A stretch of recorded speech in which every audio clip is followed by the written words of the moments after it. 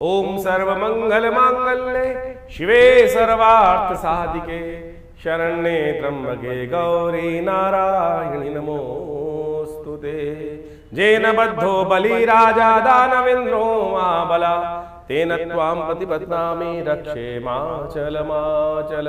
गंगा तरंग रमणीय जडा कलापम गौरी निरंतर विभूषित वाम भागम नारायण प्रियमनंग मदापहारम वाराणसी कुलपतिम भज विश्वनाथम।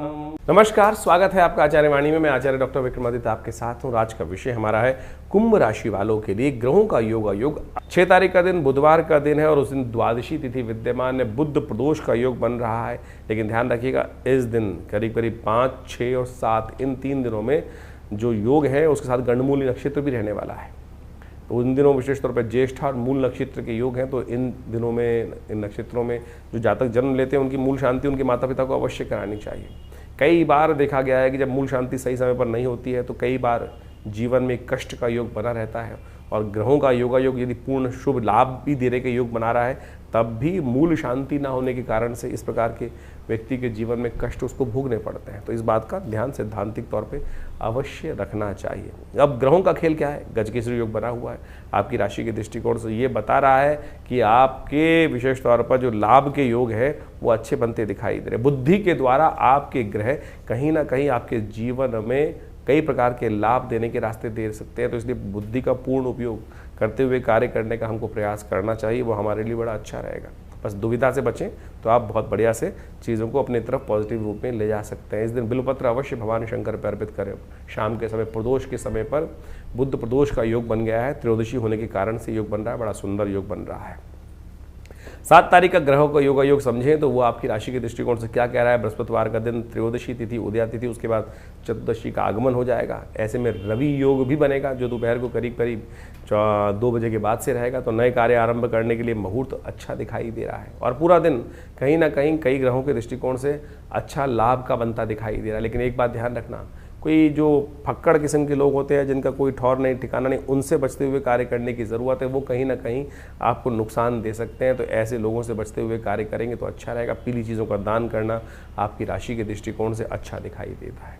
8 तारीख शुक्रवार का अवसर, चतुर्दशी तिथि और इस दिन सत्यव्रत। बहुत सारे लोग इस बात को पूछते रहते हैं कि सत्यव्रत कब किया जाए। तो इस दिन जो 8 तारीख का योग है उस दिन सत्यव्रत का जो योग बन रहा है, राखी अगले दिन रहेगी। और साथ साथ हयग्रीव जयंती, भगवान का जो एक हयग्रीव अवतार हुआ वो भी उनके रूप में इसी दिन उनका पूजन करने का शास्त्र में अद्भुत नियम बताया है। ग्रह नक्षत्रों के दृष्टिकोण से समय थोड़ा हल्का दिखाई देता है। अननेसेसरी के बेकार चक्करों में थोड़ा पैसे खर्च होने के, स्वास्थ्य में एंजाइटी, मनोमस्तिष्क थोड़ा सा नेगेटिव दिखाई देता है। तो उसके लिए थोड़ा अच्छा रहेगा कि चावल का दान करें। हो सके तो गौशाला में जाकर हरे चारे का दान करना भी आपके लिए अच्छा रहेगा, श्रेष्ठ युक्त रहेगा। तो इसका अवश्य कार्य करने का आपको प्रयास करना चाहिए। 9 तारीख के दिन यदि हम बात करें, शनिवार का अवसर है, पूर्णिमा तिथि है और इस दिन श्रावणी राखी का सुंदर पर्व है। राखी भारतीय संस्कृति में एक अद्भुत त्यौहार है।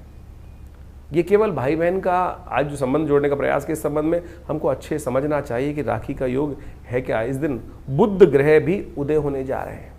बुध ग्रह उदय स्थिति में है और वो विशेष तौर पर कर्क राशि में उदय हो जाएंगे। अपना पूर्ण प्रभाव सूर्य के साथ चलते हुए बुध आदित्य योग बड़ा सुंदर आपकी राशि के दृष्टिकोण से यदि देखा जाए तो अच्छा लाभ देने के योग बना रहा है। लेकिन ध्यान रखना, शारीरिक तौर पर थोड़े सा स्वास्थ्य के संबंध में इन दिनों ग्रह थोड़े हल्के चल रहे हैं।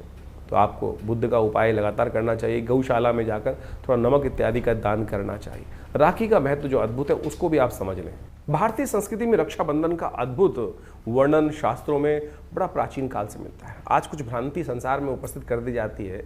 आज हमारे मॉडर्न हिस्टोरियंस ने जिस प्रकार से राखी को कुर्मावती और हुमायूं के साथ जोड़कर बना दिया और उसके द्वारा उन कथाओं को हमारी टेक्स्ट बुक्स में डालकर, एनसीईआरटी की टेक्स्ट बुक्स में डालकर कुछ वर्ष पूर्व ऐसी व्यवस्था बना दी गई। शायद हमारे बच्चे, हम सब लोग यही सोचते हैं कि हमारी संस्कृति तो शायद हुमायूं से पहले थी नहीं, मुगलों से पहले थी नहीं। लेकिन यदि शास्त्र में वर्णित, हमने आरंभ में एक मंत्र पढ़ा था, जेन बद्धो बलि राजा दानवेन्द्रो महाबला तेन त्वाम प्रतिपद्नामि रक्षे माचल माचल। यानी भगवती महालक्ष्मी ने ये सबसे पहला जो राखी का बंधन था, ये बड़ा, अब ये शास्त्र में वर्णन जो आता है कैसे किया उन्होंने, उसके लिए राजा बलि की कथा चलती है। भगवान वामन का जब अवतरण हुआ तो उस वक्त उन्होंने 3 पग में समस्त जो संसार को नाप लिया था। जो 2 पग में नापने के बाद तीसरा पग कहाँ रखा था, बलि के सिर पे रख दिया था। बलि ने कहा था कि आपने संपूर्ण संसार पर तो आधिपत्य स्थापित कर लिया, जो दान मैंने दिया उसको स्वीकार कर लिया, और अब तीसरा पग जो रखना है वो प्रभु आपने अभी मेरे शरीर पर विजय नहीं प्राप्त करी,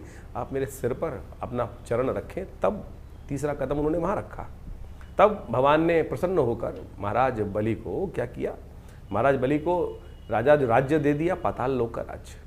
भगवान ने जिस प्रकार से उनको श्रद्धा के साथ संपूर्ण रूप से जो उन्होंने उनकी परीक्षा ली थी, ये सब परीक्षा ही कथाओं के माध्यम से समझें कि जिस प्रकार से भगवान ने महाराज बलि की परीक्षा ही ली ना, और परीक्षा में उत्तीर्ण हुए, तो उनको परिश्रम, उस परीक्षा का जो उपहार मिलना था, उपहार क्या मिला, वरदान मिला।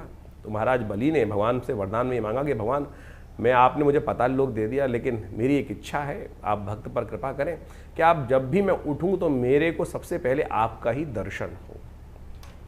कैसे होगा दर्शन, तो भगवान को द्वारपाल बना दिया गया। महाराज भगवान ने प्रसन्न, यानी भक्त पर भगवान इतने प्रसन्न हो जाते हैं कि जैसी मनोकामना सिद्धि हो की इच्छा रखता है भक्त, उसको पूर्ण करने के लिए भगवान वहाँ प्रेमवश क्या हुए, महाराज बलि के यहाँ पाताल लोक में द्वारपाल के रूप में प्रतिष्ठित हुए। और जैसे ही महाराज बलि उठते थे तो कहा जाता है कि सबसे पहले दर्शन श्रीहरि के उनको होते ही थे। ये श्रद्धा भाव विश्वास की कथा है, इसको समझने के लिए बहुत ज़्यादा भक्त बुद्धि ही चाहिए, तब जाके समझ में आएगा। कहा जाता है भगवती जो लक्ष्मी थी बड़ी दुखी हुई कि भगवान को वहाँ उन्होंने बांध के रख लिया, मोहवश आपने भक्त जाल में फंसा लिया। तो भगवती ने क्या किया, वहाँ जाकर महाराज बलि के समक्ष उपस्थित हुई और उनको इस श्रावणी कर्म करते हुए, इस जो सावन का महीने की पूर्णिमा के तिथि के दिन वहाँ जाकर उनको रक्षाबंधन बांधा। अब रक्षाबंधन बांधा जाता है तो बहन को कुछ ना कुछ देने की परंपरा है और वचन दिया जाता है। तब उन्हें कहा जेन बद्धो बलि राजा दानवेंद्रो महाबला। तो ये विशेष तौर पर रक्षा सूत्र भी है और साथ साथ बहन के साथ भाई का प्रेम भी है। तो महाराज बलि ने जिस प्रकार से बहन को कुछ देने को मांगा तो भगवती महालक्ष्मी ने क्या मांगा कि आप मेरे पति को छोड़े यहाँ से आप। तो वहाँ से भगवान पुनः वापस भगवती लेके चली गई। तो यानी ये परंपरा, ये कथा का माध्यम हम आपको समझाने का प्रयास कर रहे हैं, तो इस भ्रांति को हटाएं। शास्त्र बड़े ही वृहद वर्णित हैं, इन सब चीज़ों अनादिकाल से परंपरा रही है, लेकिन हमारी संस्कृति को जिस प्रकार से तोड़ने का कार्य किया वो बहुत गलत लोगों ने, और हम उसको समझ में नहीं पाते हैं। पौराणिक काल से इन कथाओं के माध्यम से हमको समझ में आता है। इसके अलावा और समझें, ये केवल भाई बहन का बंधन नहीं है। बहुत सारे लोग तो केवल भाई बहन को जिस प्रकार से कह देते हैं, नहीं, ये विजय का संकल्प है, ये संकल्प बुद्धि का चमत्कार है कि हम संकल्पबद्ध होकर, इंद्राणी ने इंद्र को भी रक्षा सूत्र बांधा था, जेन बद्धो बलिराज दानवेंद्र महावत्यनो। जो इंद्र ने विशेष तौर पर, इंद्र जब युद्ध में लगातार हार रहे थे तो इंद्राणी ने संकल्प कर कर, यज्ञ कर कर एक रक्षा सूत्र इंद्र के हाथ में बांधा कि ये मेरा संकल्प है, ये मेरी सतीत्व का संकल्प है कि इसको बांध के जाओ, इस रक्षा सूत्र को। ये राखी जो है वो रक्षा सूत्र है। ये ब्राह्मण अपने शिष्यों को बांधते हैं, गुरु अपने शिष्यों को बांधते हैं। तो इसके द्वारा जो आप पूजा कर्म इत्यादि करते हैं तो उसमें सबसे पहले कर्म के आरंभ करने से पहले वो हाथ में जो रक्षा सूत्र बांधा जाता है वही तो वास्तविक तौर पर राखी है। आज हमको इन शास्त्रों को समझना चाहिए और ये चमत्कारी काम करता है। ये आपका संकल्प है, इसको मंत्र से सिद्ध कर कर ही धारण करने का प्रयास करना चाहिए। तो हम आपको इन सब सिद्धांतों को समझाने का प्रयास कर रहे हैं, तो आप इस पर विश्वास जगाएं। ये केवल परंपरा नहीं है, बहुत सारे लोग परंपरा के अनुसार। इस बार तो बड़ा सुंदर योग ऐसा बन रहा है कि भद्राव है ही नहीं पृथ्वी पर, तो आप आनंद भाव से किसी वक्त भी इन समस्त कर्मों को करने का सुंदर योग बना सकते हैं। भगवान का सुंदर स्तवन करें और उसके बाद भाई और बहन के संबंध, जो परिवार के संबंध है, उनको बहुत आनंद के साथ समझाते हुए इस कर्म को करें। कल्याण के सुंदर योग बन सकते हैं। कुंभ राशियों वालों के लिए गोचर के अनुसार से इस वक्त जो राखी जब पड़ रही है तो उस समय कुछ खास बातें ध्यान रखने की हैं। देखिए, आपके लिए बहुत सारे राखी का त्यौहार अपने आप में ऐसा होता है कि बहुत सारी चीज़ों को लेकर आता है। रंग, रक्षाबंधन के साथ साथ कपड़े, वस्त्र इत्यादि, मिठाई इत्यादि, गिफ्ट इत्यादि, बहुत कुछ महत्व संबंध रखता है। किस मुहूर्त में, तो मुहूर्त की तो चिंता करने की ज़रूरत है नहीं, क्योंकि इस बार भद्रा है नहीं, तो जब भी आप उसका उपयोग करें तो बहुत अच्छा रहेगा। प्रातःकाल का समय सबसे श्रेष्ठ माना जाता है, 12 बजे से पहले पहले का जो समय है सबसे श्रेष्ठ है। उसका उपयोग करते हुए आप इस राखी त्यौहार को मनाने का प्रयास करें, वो बढ़िया रहेगा। लेकिन इसके साथ साथ आपकी राशि में इस वक्त किस्मत जगाने के लिए बृहस्पति पूरी तरह से सपोर्ट कर रहे हैं। तो पीले रंग का उपयोग करते हुए, हल्दी का उपयोग करते हुए, हल्दी का टीका करते हुए और साथ में अक्षत का उपयोग करते हुए और भगवान का सुंदर स्तवन करते हुए, भगवान विष्णु का सुंदर स्तवन करते हुए ओम नमो नारायणाय इस मंत्र का जप करते हुए यदि आप इस राखी के त्यौहार को मनाएं और साथ साथ ज्ञान से संबंधित चीज़ें यदि गिफ्ट में भी दी जाएं, पीले रंग से संबंधित चीज़ें गिफ्ट में दी जाएं, बृहस्पति से संबंधित चीज़ें बहन को या जिसको भी आप गिफ्ट देना चाह रहे हैं उनको दी जाएं, तो ये बहुत अच्छा आपके लिए राखी का योग बना सकते हैं किस्मत को जगाने। क्योंकि बृहस्पति आपकी राशि के दृष्टिकोण से देखें तो इस वक्त भाग्य से सपोर्ट भी करते दिखाई दे रहे हैं, आपके व्यक्तित्व को भी निखार करते दिखाई दे रहे हैं। वहीं शनि किस्मत को थोड़ा कष्ट देते दिखाई दे रहे हैं। तो ऐसे में ये शनि जो आपकी राशि में आमतौर पर नीले रंग से लोग जोड़ देते हैं, लेकिन हमने ग्रहों के गोचर के अनुसार से आपको समझाने का प्रयास किया है। तो यदि आप सुंदर रूप से पीले रंग का इस्तेमाल करते हुए, पीले रंग की चीज़ों को इस्तेमाल करते हुए कार्य करेंगे, भगवान विष्णु का स्तवन करते हुए कार्य करेंगे, तो आपके समस्त मनोरथ भाइयों के साथ, परिवार के साथ कष्ट दूर करने के योग अवश्य बनते दिखाई देंगे। तो इसका लाभ लेते हुए कार्य करने का आपको प्रयास करना चाहिए। इसके साथ साथ इस दिन विशेष तौर पर ग्रहों का और भी योगा योग बन रहा है। जैसे हमने आपको पहले बताया कि बुध उदय होने जा रहे हैं, तो सूर्य के साथ साथ बुध का योग रात्रि में 11 बजे के बाद जो बनेगा वो आपके लिए बड़ा कल्याणकारी बनता दिखाई दे रहा है। चीज़ों को ऑर्गेनाइज करने में, मैनेज करने में आपको बहुत बढ़िया तरीके से लाभ देता दिखाई दे रहा है। तो इसका लाभ आप लेने का प्रयास कीजिएगा। दुविधाओं को, भाइयों बहनों के आपस में जीवन में कई बार परिवार में कुछ कुटुंब में योग चल रहे होते हैं, तो उसको भी ठीक करने के योग अच्छे बनते दिखाई देंगे। 10 तारीख के लिए हम बात करें तो रविवार का अवसर, और इस दिन जो भाद्रपद का मास है वो आरंभ हो रहा है, प्रतिपदा तिथि है। और साथ साथ ग्रहों का परिवर्तन का योग सुबह 4 बजे के आसपास चंद्रमा भी परिवर्तन कर आपके लिए नेगेटिव से पॉजिटिव होते दिखाई दे रहे हैं, गजकेसरी योग का निर्माण करते दिखाई दे रहे हैं।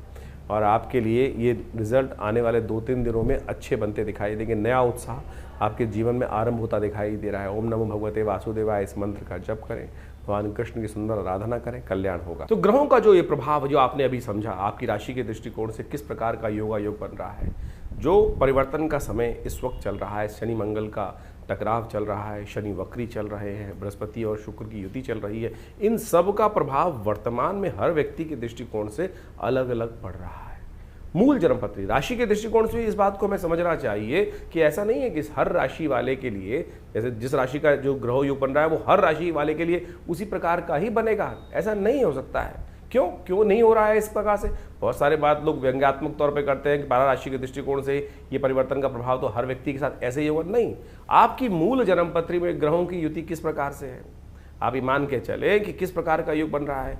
इसको ऐसे कैटेगराइज कर लीजिए कि एक स्पेसिफिक ब्लड ग्रुप का व्यक्ति है, क्या जब कोई बीमारी आ रही है, मौसम के अनुसार परिवर्तित हो रही है, कि सब लोग उसी के अनुसार से बीमार हो रहे हैं, क्या ऐसा नहीं होता है। तो आपकी मूल जन्मपत्री, आपकी मूल जो आप प्रकृति है वो किस प्रकार की है, उसका प्रभाव किस प्रकार से है, कौन इम्यून स्ट्रांग है, कौन इम्यून वीक है, तो उसका प्रभाव उस हिसाब से होता है। तो इसी प्रकार से ज्योतिष के दृष्टिकोण से इस बात को हमें समझना चाहिए कि परिवर्तन के योग बन रहे हैं।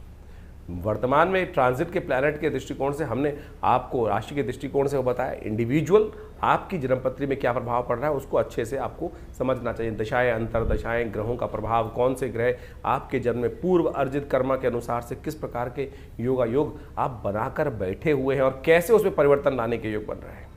तो ग्रहों की गोचर ये आपको अच्छे से समझाने का प्रयास करती है। और जल्दी जल्दी यदि आप परिवर्तन का रास्ता देखना चाहते हैं, प्रभाव देखना चाहते हैं, तो उसको सही से समझकर यदि आप कार्य कर लेंगे तो बहुत अच्छे से परिवर्तन के योग बन जाते हैं।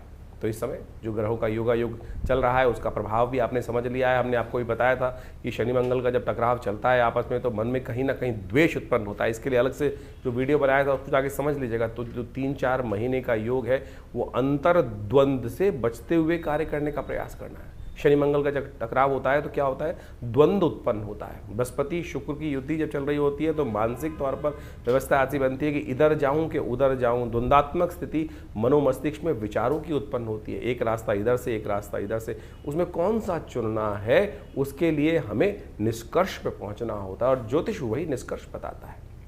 अब ऐसा समझें आप इसको इस प्रकार से बहुत अच्छे से उदाहरण हम दे के समझाते हैं कि गूगल ने आपको रास्ता दिखा दिया। आजकल गूगल मैप्स का हम देखते हैं और उसके बाद भी ये थोड़ी गूगल पकड़कर आपको उसी प्रकार से ले जा रहा है कि नहीं इस पे जाना है, कहीं और नहीं जाना है। वो तो आपके हाथ में, चुनाव आप कौन सा कर रहे हैं। सामने आपके सामने मार्ग प्रशस्त है, ज्ञान आपके सामने दिया हुआ है, उस ज्ञान पर आप चलना चाहते हैं या नहीं चलना चाहते, वो चुनाव आपके जीवन में आपको दे दिया गया है। जैसे कहा गया ना, अवश्यमेव भोक्तव्यम कृतम कर्म शुभाशुभम। परमात्मा हम लोग के मन में आती है कि परमात्मा हमको गलत रास्ते पे जाने ही क्यों देता है। परमात्मा ने आपको जन्म देने के बाद, प्रकृति ने आपको जन्म देने के बाद खुली छूट दे दी, ज्ञान भी साथ साथ दे दिया। देख भाई, ये करेगा तो इसका प्रभाव ये होगा और ये करेगा तो इसका प्रभाव ये होगा। ये शास्त्र से समझ में आता है, उदाहरणों से समझ में आता है। निष्कर्ष जो शास्त्र में कथाएं हैं, कथानक है, जो विभिन्न पुराण इत्यादि में कथानक है, उसके द्वारा हमें समझ में आता है कि ये करेंगे तो उसका नेगेटिव प्रभाव होगा, उसके अनुसार से हमारा भविष्य भी बदलेगा और प्रारब्ध के दृष्टिकोण से जो हमारे जीवन में आगे बनकर आएगा उसका नेगेटिव इफेक्ट होगा। तो उसी प्रकार से ज्योतिष विज्ञान आपको नेत्र के माध्यम से ये दिखाने का प्रयास कर रहा है कि भाई इस चीज़ों में आगे चलने से ये इसका प्रभाव आपके जीवन में उत्पन्न हो, फिर आप चुनाव करें कौन सा चीज़ करें। और बहुत सारे लोगों के मन में एक भाव होता है कि हम उपाय जो करते हैं उसका प्रभाव होता है नहीं होता। क्यों नहीं होता उपाय का प्रभाव? हजारों लोगों के जीवन में परिवर्तन का योग बनता है। हम तो नित्य प्रति देखते हैं, जब प्रार्थना, अनेक प्रकार के शास्त्र में वर्णित उपाय, चाहे वो किसी प्रकार के भी हों, जिस शास्त्र जिसका अनुभव, जिस विद्वान का अनुभव हुआ, उन्होंने वो उपायों को शास्त्र में वर्णित किया, उनका प्रभाव बिल्कुल होता है। हर एक्शन का कुछ ना कुछ रिएक्शन है ही, इस बात को हमें समझना चाहिए। तो शास्त्र में अनेक मनोकामनाओं की सिद्धि करने के लिए जो रास्ते बताए गए हैं वो समस्त आपके जीवन में कल्याण का योग देते हैं। इस वक्त तो सावन का सुंदर महीना चल रहा है, कुछ ही दिन बाकी हैं सावन के महीने में। कोशिश ये करें भगवान की शरणागति प्राप्त करने का प्रयास करें। देखिए, 9 ग्रह आपके जीवन में बहुत सारे खेल खेलते हैं, बहुत सारे खेल आते हैं, अच्छे बुरे सब प्रकार के आते हैं, लेकिन भावी मेट सके त्रिपुरारी, ये भाव से हम ध्यान रखना चाहिए। तुलसी बाबा ने बड़े सुंदर रूप से लिखा है कि हमारे जीवन के जो कष्ट हैं वो कौन मेट सकते हैं? भगवान शंकर ही मेट सकते हैं। और भगवान शंकर का अनुग्रह, ये 10वां ग्रह है, इसका अनुसरण करने का प्रयास करो। 9 ग्रह तो जो खेल खेलेंगे, ब्रह्मा मुरारी त्रिपुरा अंतरकारी भानु शशि भूमि सुतो बुधश्च, ये सब तो ग्रह चलते ही रहेंगे, लेकिन इसके बाद भी जो 10वां ग्रह है, प्रभु का अनुग्रह हम प्राप्त करने का प्रयास करें। शिवरात्रि नवरात्रों में, विशेष तौर पर सावन के महीने में विशेष कार्यक्रम चलते हैं, हर क्षेत्र में चलते हैं, भारत के क्या पूरे विश्व में जहाँ जहाँ सनातन की पद्धति रही, वो जहाँ जिस प्रकार भी योग होते हैं, लोग भगवान की शरणागति प्राप्त करते हैं। और कथाओं के माध्यम से वो विश्वास जागना चाहिए कि एक लोटा जल भी भगवान शंकर को यदि अर्पित करेंगे तो बहुत सारे कष्टों से निवारण करने का ये विश्वास है हमारा, ये संस्कृति का विश्वास है। और ये अनुभव भी है कि भगवान समस्त कष्टों को हर लेते हैं। जैसे दूध अगर डालेंगे भगवान शंकर पुष्टि के योग बनेंगे। भगवान के अपने मनोरथ सिद्ध करने के लिए अनेक प्रकार से अनेक विधान शास्त्र में उपस्थित किए गए हैं। तो इस वक्त रुद्राभिषेक का समय चल रहा है, तो कोशिश ये करें अपनी श्रद्धा के अनुसार से भगवान को जल अर्पित करें, दूध से भगवान का अभिषेक करें, दही से भगवान का अभिषेक करें, घी से भगवान का अभिषेक करें, इच्छू रस, गन्ने के रस से भगवान का अभिषेक करें। और बहुत सारे अनेक प्रकार के जो शास्त्र में वर्णन जो किया है, जिन प्रकार की पद्धतियों को, उन सब चीज़ों को कर लेने से बहुत बढ़िया अद्भुत प्रकार के योग कर्म के द्वारा वो योग बना सकते हैं आप। तो इन सबको समझें। हमने विवेकानंद योगाश्रम में पूरे सावन के महीने में नित्य प्रति रुद्राभिषेक रखा, बहुत सारे लोगों ने उसमें भाग लिया। लोगों ने अपने मनोकामना सिद्धि के लिए अपने अपने अनुसार से उसमें समर्पण संपूर्ण साथ देकर उस कार्य को किया। कुछ दिन और शेष बाकी हैं। शुक्ल पक्ष का अंतिम समय चल रहा है, जिसमें बड़ी श्रद्धा के साथ बड़े उत्सव। कृष्ण पक्ष से ज़्यादा शुद्ध माना जाता है शुक्ल पक्ष, क्योंकि चंद्रमा गति को प्राप्त वृद्धि की तरफ जा रहे होते हैं। जो पूर्णिमा के दिन सुंदर योग बनता है, श्रावणी कर्म उपाकर्म, उसी दिन तो अमरनाथ में जल चढ़ता है। तो कोशिश ये करें श्रद्धा के साथ भगवान के इस सुंदर मास में संपूर्ण रूप से भगवान के प्रति समर्पण करने के लिए आप विवेकानंद योगाश्रम में आ सकते हैं। जो 2 सोमवारों का सुंदर योग रहेगा, तीसरा चौथा सोमवार, जो चौथा सोमवार का योग बन रहा है, उसमें अवश्य भगवान के श्री चरणों में उपस्थित होकर आश्रम में जो प्रतिष्ठित बड़े विशाल भगवान शंकर के श्री विग्रह, फेसबुक पर जाकर आप हमारे उस कार्यक्रम को डेली लाइव भी देख सकते हैं। जो हमारा फेसबुक है आचार्य वाणी आचार्य विक्रमादित्य, उसमें हम लाइव डेली उस पूजा को दिखाते हैं, कराते हैं। आप सब भी उस दिव्य रुद्राभिषेक कर्म में सम्मिलित हों। भगवान का सुंदर रुद्राष्टाध्यायी के द्वारा जो स्तवन चलता है और उनका पाठ चलता है, उनका जलात्मक दुग्धात्मक अनेक प्रकार से औषधियों से जो अभिषेक चलता है, उसमें सम्मिलित होकर भगवान के प्रति अपनी श्रद्धा के समर्पण को अर्पित करें। और रविवार वाले कार्यक्रम में तो आप सब सदा आमंत्रित ही रहते हैं, उसमें आप आएँ। दिल्ली में ये विवेकानंद योगाश्रम जमनाबाद लक्ष्मी नगर क्षेत्र में स्थित है और पूरा एड्रेस हमारे फ़ोन नंबर से संपर्क साध सकते हैं। हमारी जो वेबसाइट है आचार्यविक्रमादित्य.com, उस पर भी जाकर संपूर्ण जानकारी लेने का योग बना सकते हैं। धन्यवाद, नमस्कार।